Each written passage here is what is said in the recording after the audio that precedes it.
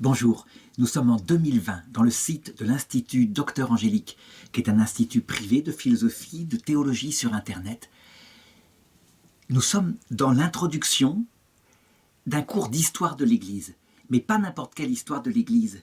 Une histoire de l'Église illuminée par quelqu'un qui n'est pas un père de l'Église au sens strict du terme.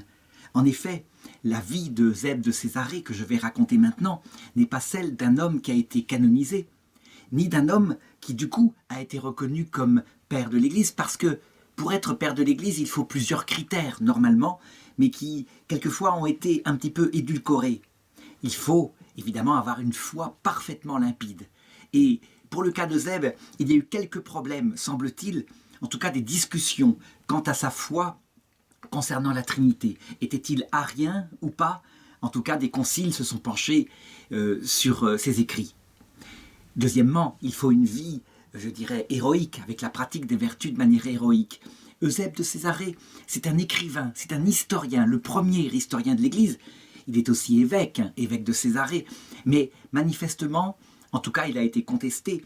Il a aimé la mondanité, il a aimé passer auprès des puissants, et peut-être avec un excès pour le pouvoir. Mais par contre, en ce qui concerne la doctrine, je crois qu'on peut dire qu'il a apporté, comme les autres pères de l'Église, quelque chose de nouveau à l'Église catholique. Une façon de faire l'histoire de l'Église qui n'a rien à voir avec la façon de faire de l'histoire de l'Église en Sorbonne, où on raconte les événements comme ça, objectivement. Non, une façon de faire de l'histoire de l'Église en regardant d'un regard contemplatif, qu'on pourrait appeler le don de science, en regardant la manière dont Dieu conduit son Église à travers une histoire sainte.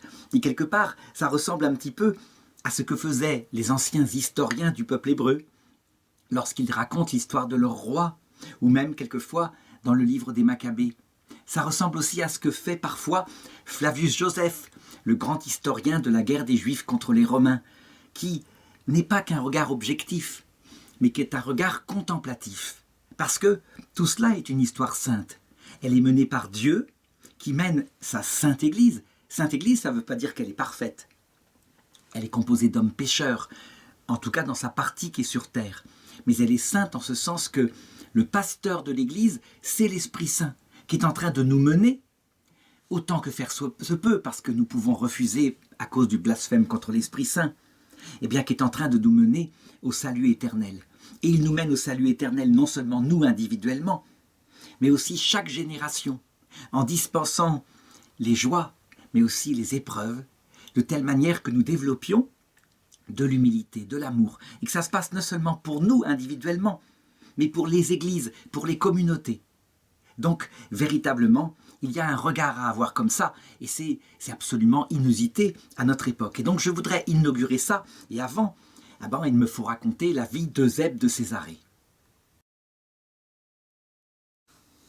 C'est un habitant de l'Empire romain, dans son plus grand succès. Il naît à peu près en 275 après Jésus-Christ, à Césarée. Césarée, c'est une ville grande, une ville célèbre, une ville qui a un statut. Elle porte d'ailleurs le nom de César, mais elle est dans l'actuelle région, on pourrait dire, de la Palestine et du Liban.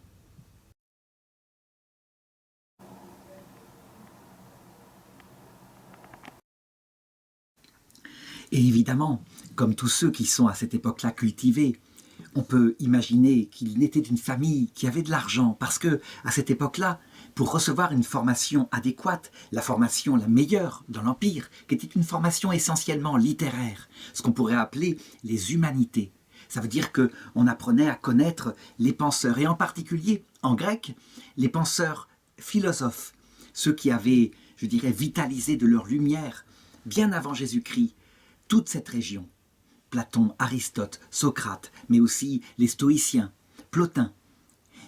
Il est formé à leur école, après avoir reçu évidemment les rudiments qui sont savoir écrire, savoir compter, etc. Il apprend aussi à discourir, ça c'est l'éducation à son sommet, et avec ça on pense faire des hommes politiques ou des avocats. Est-ce que ses parents sont chrétiens? On ne sait pas, Mais ce qui est certain, c'est que très vite, il se tourne vers le christianisme et que, avec cet intérêt intellectuel qu'il a pour les textes, eh bien, il se penche sur l'écriture sainte, il se penche aussi sur la théologie, il se penche aussi sur l'histoire de cette communauté nouvelle qui est en train de grandir dans toute cette région de l'Empire. Et il est au cœur des événements au bon moment. On peut dire qu'il est né vraiment au bon moment. Par exemple, on raconte qu'en 296, donc il a 21 ans, à Césarée vinrent 2 personnes de la haute aristocratie romaine, à savoir l'empereur Dioclétien, qui allait être responsable d'une véritable persécution très dure contre les chrétiens, sans doute la plus dure de toutes les persécutions. Et à côté de lui, il y a un très jeune homme qui s'appelle Constantin, et qui lui, au contraire, établira un édit de tolérance pour permettre au christianisme maintenant d'avoir sa place dans l'Empire à l'égal des autres religions. Et ça se passera vers 313. Mais ce sera un axe, un bouleversement total de l'histoire de l'Église. Et il est là, Eusèbe, il est au cœur des événements. Il les racontera avec précision parce qu'ils sont son actualité. Et il racontera aussi la vie de ce Constantin que l'Église orthodoxe a canonisé, que l'Église catholique ne préfère pas mettre parmi ses saints parce que par ailleurs, c'était un empereur, donc un roi politique de l'époque, féroce, capable de toutes sortes d'actions pour la grandeur de l'Empire, des guerres, mais aussi des massacres du côté de sa famille, du côté de ceux qui pourraient peut-être être un jour rivales politiques et recommencer dans l'Empire une sorte de guerre de succession.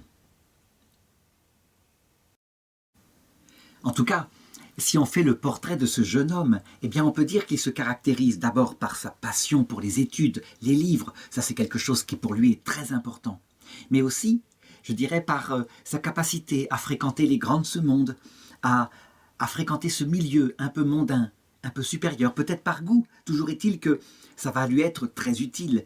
En fait, en réalité, le fait parfois de savoir fréquenter les puissants permet de se mettre au service de l'Église.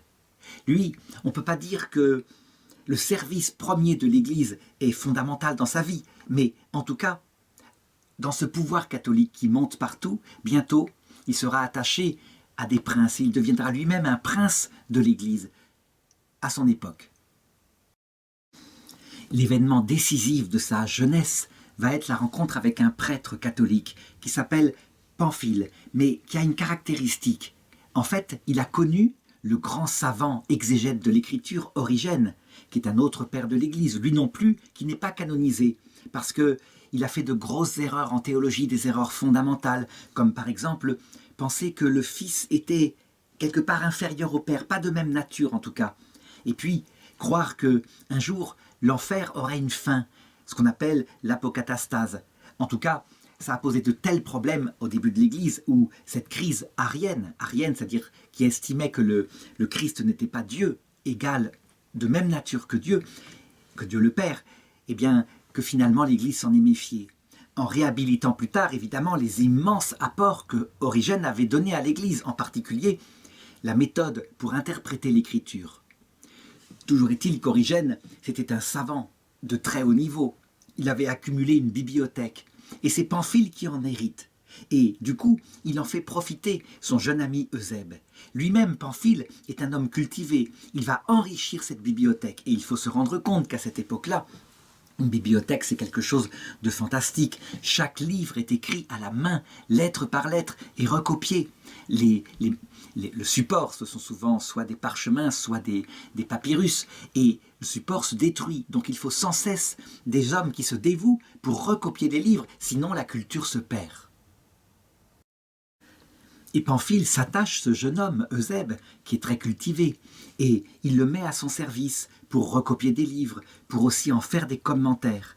Et c'est à cette époque-là que Eusèbe apprend ce qu'on appelle la philologie. Philologie, ça veut dire l'amour des textes et aussi une méthode pour les interpréter, qu'il prend d'ailleurs chez Origène. Origène, lui, il l'a connu dans les méthodes grecques, en particulier quand on lisait Homère, eh bien, on savait l'interpréter. Ça veut dire savoir quand il y avait des mythes, quand il y avait des choses à prendre au sens littéral.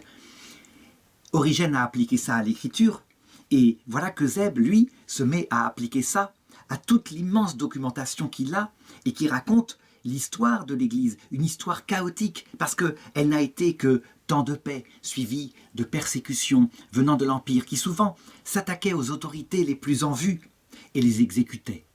L'Empire, en fait, se méfiait de cette religion bizarre, qui semblait n'accepter aucun des dieux du panthéon latin, et qui donc semblait menacer l'unité culturelle de l'Empire, qui était un empire très tolérant au niveau des divinités. Sauf que là, il y avait une religion intolérante. Alors il la persécutait.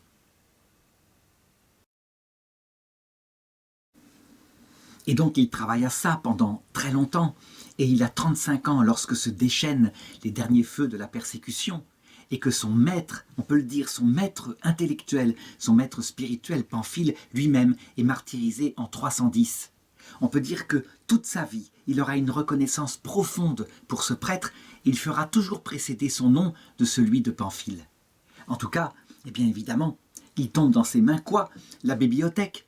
Il en est l'héritier, il en est le gardien, et donc il va s'en servir, il va la faire fructifier.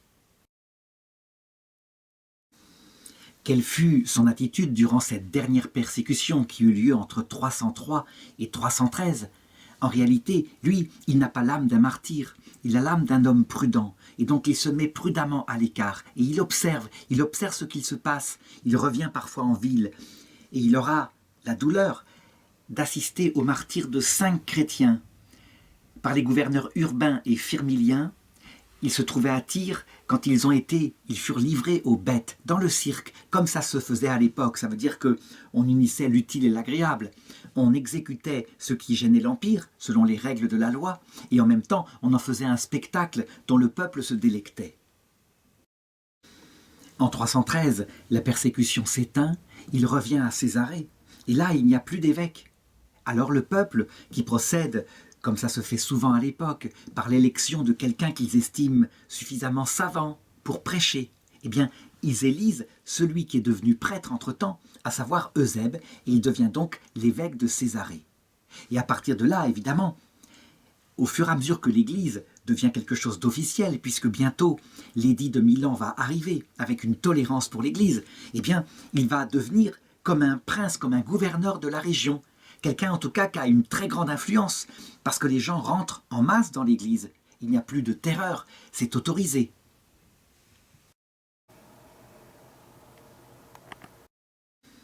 Et donc son rôle va devenir, par le fait même, très important.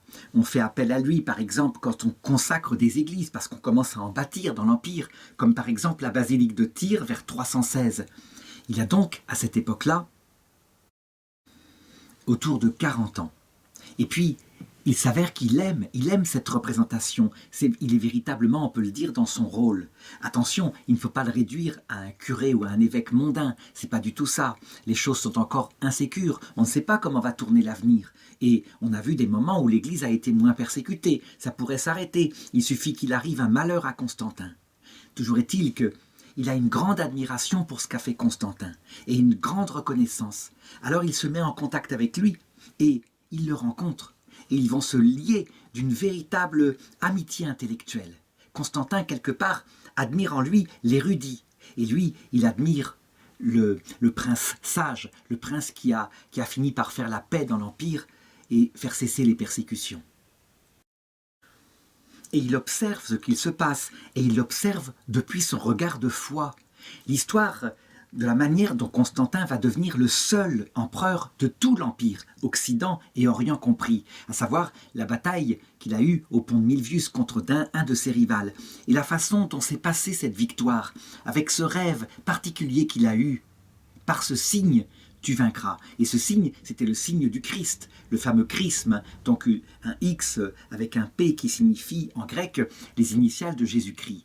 Eh bien, ça, il le note. Et donc il a un regard qui n'est pas seulement factuel, il ne fera pas comme un historien de notre époque, en train de dire est-ce que c'est vrai, est-ce que c'est une légende, on n'a aucune preuve, y a-t-il d'autres sources? Non, lui, il regarde les choses du côté de la providence. Il se dit que manifestement, à ce moment-là, Constantin est, entre guillemets, le Messie envoyé par Dieu afin d'établir son Église dans une autre étape de son cheminement sur terre.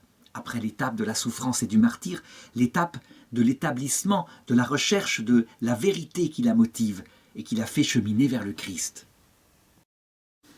Donc évidemment, il ne peut pas faire mieux, étant en état d'admiration réelle et puis en état d'admiration politique, que d'écrire une vie de Constantin. Et c'est comme ça que les événements, on les connaît par l'intermédiaire d'Eusèbe de Césarée. Et puis, comme maintenant la paix est arrivée dans l'Empire, il a plus de temps pour travailler, et c'est là qu'il va commencer à rédiger les longs tomes de son histoire de l'Église. Et là, il faut que j'en parle, on lui doit cela, c'est son œuvre majeure. Alors attention, il n'a pas écrit que cela, mais c'est véritablement là-dessus qu'il a une originalité unique. On peut citer par exemple d'autres choses, comme par exemple un ouvrage de géographie biblique, où il arrive à situer avec une carte les lieux principaux où ont eu lieu l'histoire du peuple hébreu. Et les gens voyagent beaucoup à l'aide de son guide. Peut-être que Hélène, la mère de Constantin, elle-même s'en est servie. Toujours est-il qu'on a retrouvé récemment une mosaïque à Madaba, et sans doute qu'elle est issue des cartes qu'il a données dans ce livre qui a malheureusement été perdu. Bon, il fait aussi des commentaires, comme ça se fait à l'époque, commentaires des psaumes, commentaires sur Isaïe. Il y a besoin, évidemment, d'une grande connaissance à cette époque-là. Mais justement, parce qu'il a accès à une bibliothèque, il va rédiger l'histoire de l'Église jusqu'à son époque, jusqu'au concile de Nicée, qui est, je dirais, le premier concile œcuménique, celui qui va devoir déterminer, à l'appel de Constantin, quelle est la foi de l'Église concernant Dieu. Est-ce qu'il y a 3 dieux? Est-ce qu'il n'y en a qu'un? Concernant le Christ, est-ce qu'il est Dieu qui s'est fait homme? Est-ce qu'il est un ange supérieur qui s'est fait homme? Ce que défendra le semi-arianisme. Est-ce qu'il est un simple homme? Ce que défendra l'arianisme. Donc je parlerai à la fin de cette vidéo de son rôle lors du concile de Nicée. Simplement, il faut se rendre compte que, au service de l'empereur et de sa mère sans doute, eh bien, sa bibliothèque se transforme en une sorte d'atelier de copistes. Ça veut dire qu'il y a des jeunes gens qui sont là et qui recopient des livres. Il fera, paraît-il, il distribuera à la demande de l'empereur Constantin une série de 50 évangéliaires qui serviront pour les églises de la nouvelle capitale de l'Empire. Et puis, par ailleurs, il fera un travail aussi de tri. Qu'est-ce qui est vraiment livre de l'Écriture et qu'est-ce qui ne l'est pas? Les canons n'ont pas été encore fixés, et lui, il établit une première liste qui sera ensuite reprise par saint Jérôme, le traducteur en latin de l'Écriture, qui est déjà traduite en grec, et elle sera ratifiée ensuite par un concile. Donc on le voit, si on devait décrire Eusèbe de Césarée, eh bien c'est une sorte de grand intellectuel, de grand érudit. Il a quelque chose du bénédictin qui fait des œuvres de compilation de tout ce qu'il a. Mais il n'a pas que cela, il est aussi un théologien. Et cette théologie, cette foi qu'il a avec une rencontre avec le Christ, va marquer son œuvre majeure dont je voudrais parler maintenant. Alors, qu'est-ce qui caractérise l'histoire ecclésiastique d'Eusèbe de Césarée? Eh bien, on pourrait dire que nous sommes habitués à notre époque à une histoire qui essaye d'être critique. Ça veut dire qui raconte les faits historiques, qu'en cherche les causes humaines, mais qui certainement n'a aucune idée de chercher l'action d'une providence divine en ce qui concerne l'histoire des hommes. Toute méthode historique s'appuie sur 2 sources principales, à savoir des textes, et des textes qui doivent être, si possible, de plusieurs sources, qui quelquefois se contredisent, parce que, on sait bien, les textes parfois ne marquent simplement que la propagande politique de l'homme d'un parti de l'époque. Et donc si on a l'autre parti, on arrive à reconstituer ce qu'il s'est passé. Et puis, les traces archéologiques, c'est quelque chose d'important, et quelque chose justement que sainte Hélène essaiera de rechercher en établissant du côté de la terre d'Israël, de Jérusalem, les endroits où Jésus a vécu sa passion. Eh bien, Eusèbe, lui, il est à Césarée. Donc certes, peut-être qu'il envoie des disciples pour repérer des lieux, et c'est ce qui permet de faire son dictionnaire géographique. Mais il est d'abord un homme de bibliothèque, et il regarde donc tous les documents qu'il a à sa disposition, et qui sont assez importants.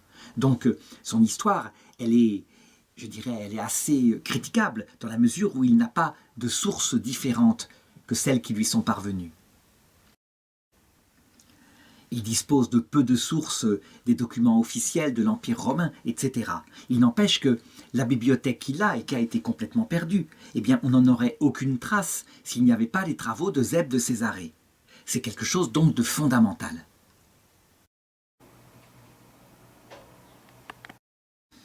Cette méthode historique, Eusèbe la connaît. Il n'est pas le premier à la pratiquer. Qu'on regarde simplement, par exemple, quelqu'un comme Flavius Joseph, l'écrivain qui a assisté aux événements de Jérusalem en 70 après Jésus-Christ et qui a écrit véritablement ce qu'il s'est passé. Mais Flavius Joseph avait une caractéristique que va reprendre Eusèbe de Césarée. C'est que Flavius Joseph regardait aussi l'action de Dieu à travers ces événements. Il a toute une considération sur des prophéties, parce qu'il était lui-même prophète, dit-il, des prophéties qui avaient annoncé cette ruine totale du temple de Jérusalem et de toute la nation. Et il se demandait d'où ça venait. Il regardait ce que Dieu pouvait avoir voulu par rapport à cela. Il raconte par exemple comment, à un moment donné, peu avant les événements qui aboutirent à la destruction de Jérusalem, des gens avaient entendu des voix dans le temple de Jérusalem qui disaient « Partons d'ici, partons d'ici ». Et plusieurs fois, les portes du temple, qui étaient des portes très lourdes, en bronze, avaient été retrouvées grandes ouvertes, comme si ce temple n'avait plus la protection de Dieu. Il raconte tout cela parce qu'il ne fait pas qu'une simple histoire, il fait une histoire religieuse. Il regarde l'action de Dieu. Eh bien, Eusèbe de Césarée va faire la même chose par rapport aux 300 premières années de l'histoire de l'Église, globalement. Cette phase de l'Église qui s'appelle la phase des martyrs. Et c'est ce qu'il annonce dans l'introduction de son œuvre. Il dit « Je me suis proposé de mettre par écrit les successions des saints apôtres et les temps écoulés. » Rien que quand il parle des saints apôtres, ça veut dire qu'il a un regard spirituel. À partir de ceux de notre Sauveur jusqu'à nous, toutes les grandes choses que l'on dit avoir été accomplies au cours de l'histoire de l'Église, tous ceux qui ont dirigé et guidé de manière éminente les plus illustres diocèses, et ceux qui, au cours de chaque génération, ont été les messagers de la parole divine à travers la parole et les écrits. Quelles et combien ont été les personnes et à quelle époque qui, poussées par un désir de nouveauté, après avoir persévéré le plus possible dans l'erreur, sont devenus les interprètes et les promoteurs d'une fausse doctrine comme des loups cruels, ont dévasté sans pitié le troupeau du Christ. Donc, d'abord les saints apôtres, les saints évêques et leurs histoires, et puis ensuite les hérétiques ou les agresseurs de l'Église, ça fait partie des choses. Et il veut regarder la manière dont Dieu permet justement qu'il y ait ainsi des loups dans l'Église, ne serait-ce que pour la fortifier. Et il continue. Et le nombre et les moyens avec lesquels et à quelle époque la parole divine fut combattue par les païens, et les grands hommes qui, pour la défendre, sont passés à travers de dures épreuves de sang et de torture. Et enfin, les témoignages de notre temps et la miséricorde et la bienveillance de notre Sauveur envers nous tous. Donc, vraiment, on le voit dès le début de son œuvre. Ça ressemble un petit peu au travail de Saint Luc dans les Actes des Apôtres, travail d'historien, mais d'historien profondément croyant, historien sage, historien qui regarde les choses comme il le peut, du point de vue de Dieu. Donc ce n'est pas un regard objectif qu'il veut donner. Il n'a pas cette primauté de la critique. Non, c'est un regard de sagesse, un regard du point de vue chrétien. Et du coup, il faut bien se rendre compte qu'il faut un théologien pour faire cela. Parce que c'est en fonction de ce qu'on considère comme étant le salut qu'on va pouvoir comprendre l'histoire sainte de l'Église. Par exemple, les persécutions, à quoi servent-elles si on ne comprend pas le sens de la croix? Si on n'a pas comme vision l'idée que nous sommes sur terre dans un lieu de passage qui dure un certain temps, et que le but du Christ dans la vie terrestre, c'est de nous unir à lui par l'amour, mais aussi de façonner en nous un cœur humble, parce que c'est nécessaire. Nul ne peut voir Dieu sans un cœur purifié, et les épreuves, elles servent à cela. C'est aussi avec ce regard sur l'action de Dieu qu'il peut comprendre peut-être la fin de l'époque des martyrs.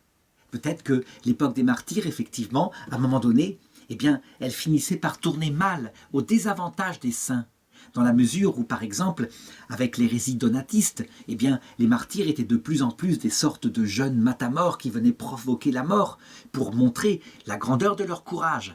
Il n'y avait plus rien de chrétien dans ces martyrs-là. Et d'ailleurs, ils sortaient de leur cœur lorsqu'ils survivaient une telle dureté pour les pauvres qui avaient failli, qui avaient mis quelques grains d'encens afin de survivre devant les statues de l'empereur, que une crise terrible s'en est avérée dans l'Église, une crise où la miséricorde de Jésus-Christ aurait pu s'écrouler. Bien au contraire, il veut montrer tout cela à la lumière de la miséricorde et de la bienveillance du Sauveur. En fait, le Sauveur, il veut sauver tous les hommes. Il ne faut pas perdre de cela de but, et donc il faut regarder tout à la lumière de la croix, où Jésus-Christ a révélé qui était le cœur du Père. Le Père n'est pas un juge terrible qui est là pour détruire et condamner le pécheur, mais au contraire pour le sanctionner, afin de l'éduquer et de le conduire à la vie éternelle. Donc, il étudie tout aux meilleures sources et il termine son histoire ecclésiastique en 324, l'année où l'empereur Constantin, après la bataille et la défaite de Licinius, devient l'unique empereur de tout l'Empire romain. Alors évidemment, ce qui est fabuleux dans son œuvre et ce qui est un apport extraordinaire, c'est ce regard sur l'histoire. Il invente une nouvelle discipline qu'on peut appeler l'histoire sainte de l'Église. Une discipline qui, du haut de Dieu, de la puissance de Dieu, regarde l'histoire des hommes. Quelque chose qui est une tradition biblique, comme je l'ai raconté, tout à travers l'Écriture. Et il faut remarquer qu'il n'a aucun mépris pour la culture classique qu'il a reçue de la part de la culture païenne de l'Empire. Bien au contraire, il s'en sert, il la baptise, il la transfigure. Donc on est bien loin, je dirais, d'une sorte de destruction du passé qui parfois, évidemment, viendra dans l'histoire. On peut regarder par exemple les événements qui se sont passés un petit peu plus tard du côté de l'église d'Alexandrie avec quelqu'un comme Cyril d'Alexandrie qui laissa parfois une lutte et une destruction des anciens temples, chose qui n'est pas du tout son cas. Lui, il essaye véritablement de tout baptiser à la lumière du Christ. Alors son histoire du coup n'est pas exempte, je dirais, de falsification. Par exemple, quand il écrit la vie de Constantin, l'homme qu'il admire tant, eh bien, il en fait, on pourrait dire, comme une hagiographie. Il cache avec précision certaines choses gênantes dans la vie de Constantin, comme par exemple la façon dont il assassina Crispus et aussi Fausta. Il n'y en a aucune trace.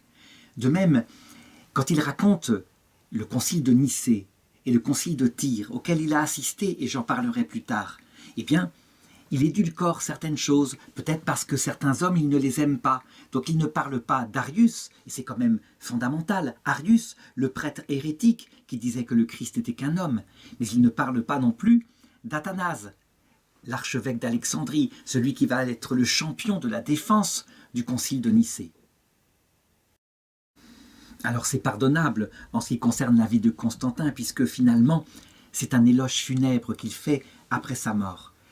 Il a participé beaucoup, je dirais, à l'admiration de l'empereur. Par exemple, il a célébré à Nicée en 325 le 20e anniversaire de l'ascension de Constantin à l'Empire, et ensuite le 30e anniversaire à Constantinople en 335. Donc on peut dire que c'est un évêque de cour quelque part. Certains ont contesté cette appellation d'évêque de cour en disant « mais non, il faut comprendre ». Lui qui avait vu des persécutions, qui avait vu son maître exécuté par Dioclétien, il était tout à fait normal qu'il soit en admiration devant l'action pacifiante de Constantin et qu'il la mette en avant.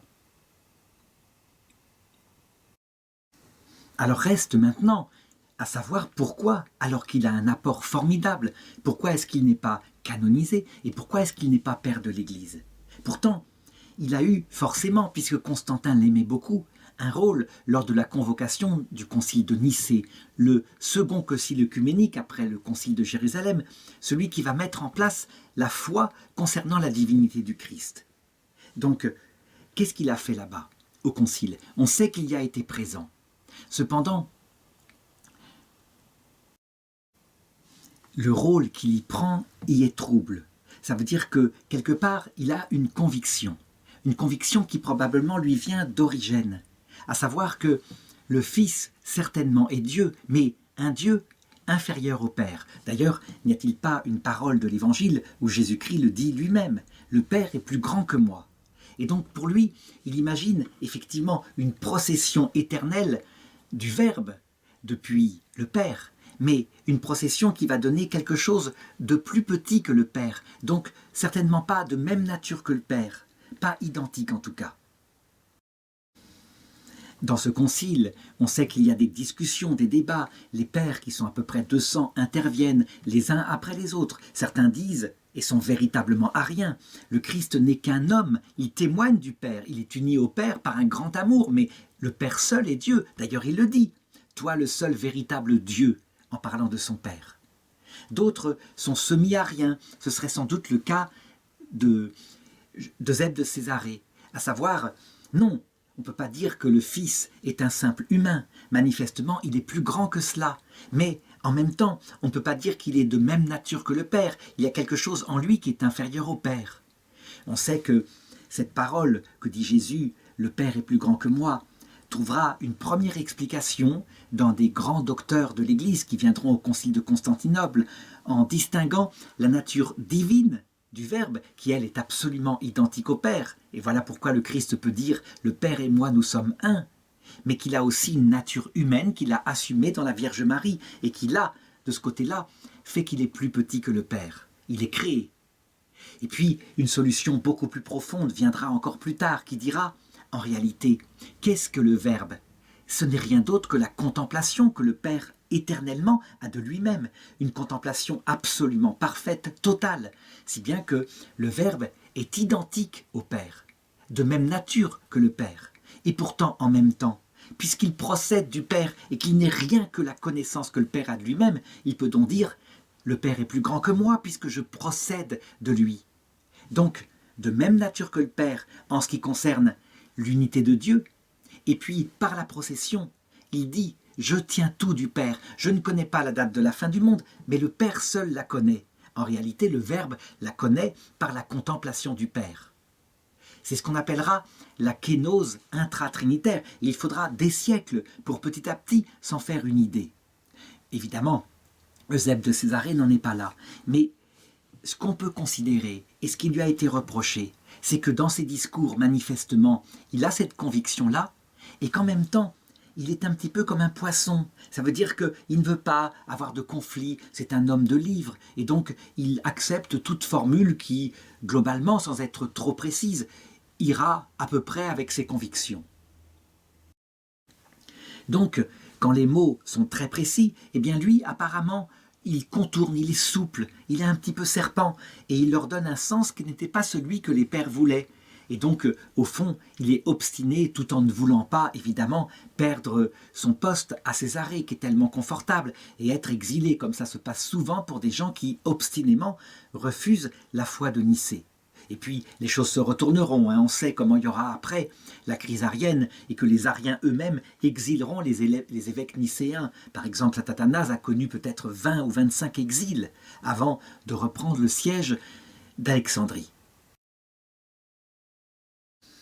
Ce qui est certain, c'est que par la suite, les évêques n'oublièrent pas ce rôle trouble d'Eusèbe de Césarée au concile de Nicée, la façon dont il savait ménager la chèvre et le chou, tout en affirmant que le Verbe était certainement un Dieu subordonné, secondaire par rapport au Père, et en même temps acceptant, je dirais, le symbole de la foi qui était sorti du concile.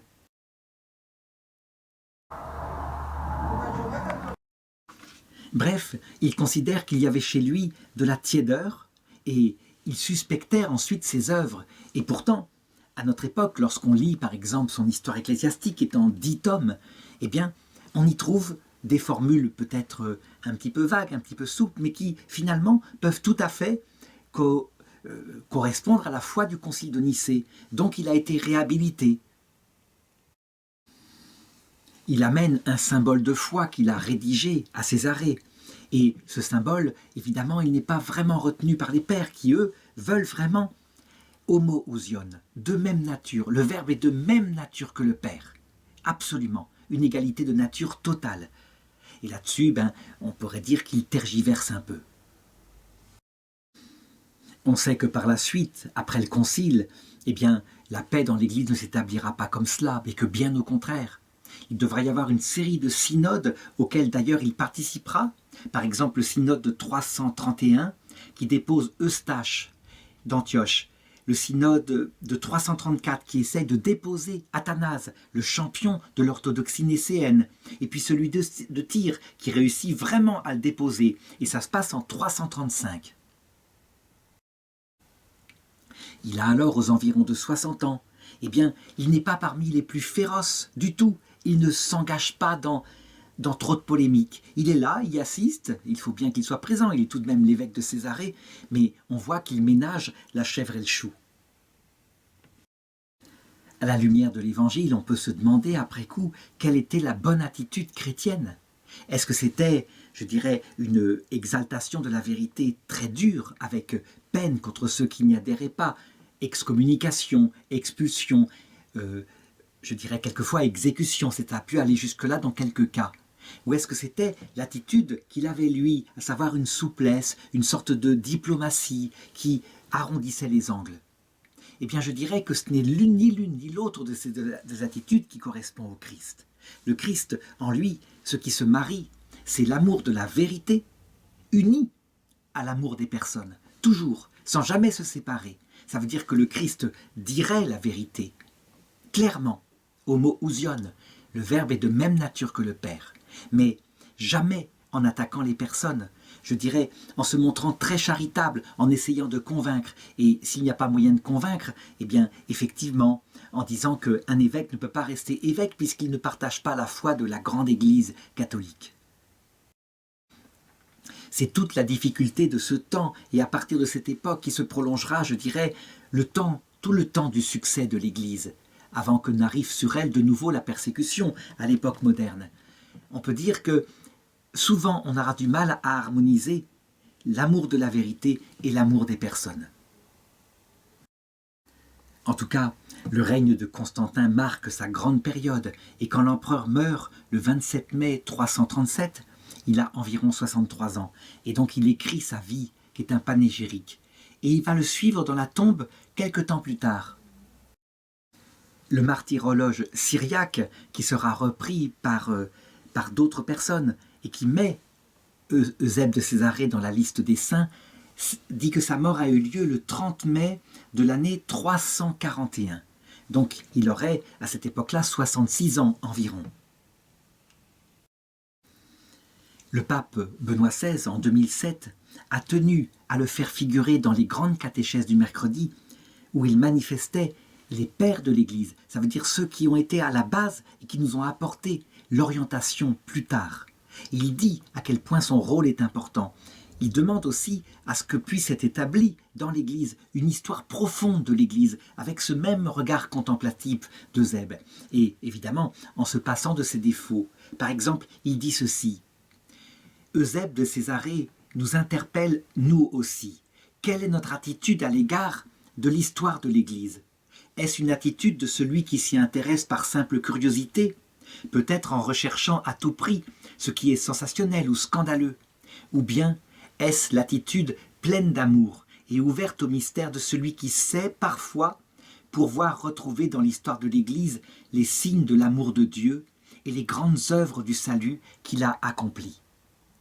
Eh bien, dans ce cours d'histoire de l'Église que j'inaugure par cette leçon, je dirais que c'est cette méthode-là que j'essaierai de suivre, à savoir un regard contemplatif sur les événements de l'Église, et pas simplement factuel. Ce ne sera pas donc une histoire de l'Église en Sorbonne, ce sera une histoire de l'Église sainte, en théologie. En effet, il y a un mystère dans l'histoire de l'Église. Si elle était une simple communauté humaine, elle serait morte depuis longtemps. D'ailleurs, quand on voit les serviteurs de l'Église et leur fragilité, on peut se dire que véritablement le Seigneur ne choisit pas les meilleurs instruments à son service, à part évidemment quelques grands évêques, quelques grandes figures comme Saint Paul, comme Saint Augustin, Saint Athanase, etc., qui marquent l'histoire. Mais en réalité, la plupart du temps, ce sont des hommes avec leurs faiblesses, leur jalousie, leur goût pour le pouvoir, etc. Et donc, découvrir le mystère de l'Église, c'est bien voir qu'elle est portée par quelque chose qui la dépasse et qui lui donne sa force. Et c'est vrai, on le constate quand quelqu'un se convertit. Il n'est pas simplement en train d'adhérer à une idéologie intéressante, cohérente. Non, une personne surgit dans sa vie et lui donne une énergie folle au point qu'il peut consacrer toute sa vie à attendre la venue du Christ à l'heure de la mort. Alors, c'est ce que disait le cardinal Jean Danielou. Il y a un contenu caché dans l'histoire. Le mystère est celui des œuvres de Dieu qui constituent dans le temps la réalité authentique cachée derrière les apparences. Un exemple typique qu'on pourrait faire. On pourrait faire une histoire du concile de Nicée en manifestant les conflits qu'il y a eu, et puis la place de Zeb de Césarée qui louvoyait comme ça pour essayer de se faire à peu près bien voir des deux camps. On pourrait parler des haines, des achats, des menaces. Mais on pourrait faire autrement. On pourrait dire qu'au-delà de cette agitation humaine, il y avait l'Esprit Saint qui veillait pour que, au terme, quel que soit ce qui se passerait, ne sorte que ce qu'il voulait. Pour la définition de la doctrine universelle, il rendait son Église infaillible. Pour ce qui est des décisions pastorales, il laissait les pauvres pécheurs que nous sommes faire les duretés de notre cœur. Et peu à peu, bien récolter en échange, parce que nous étions durs, la dureté en retour. Et c'est comme ça qu'il menait les hommes à la vie éternelle. C'est ce que dit le cardinal Danielou pour bien indiquer qu'il faut toujours regarder la place de Dieu dans l'histoire. Cette histoire que Dieu réalise pour l'homme, il ne la réalise pas sans l'homme. S'arrêter pour contempler les grandes choses de Dieu signifierait ne voir qu'un aspect des choses. Face à celle-ci se trouve la réponse des hommes. C'est comme dans l'Écriture, c'est comme en exégèse. Finalement, il y a toujours deux auteurs dans cette alliance nouvelle qui s'appelle l'Évangile. Dieu, qui est le maître des choses et qui emmène ses enfants vers le salut, et puis l'homme, à qui il demande d'être libre et qu'il laisse apprendre peu à peu les choses à travers ses erreurs, mais aussi à travers sa sainteté. Voilà ce que nous essaierons de découvrir dans l'histoire de l'Église.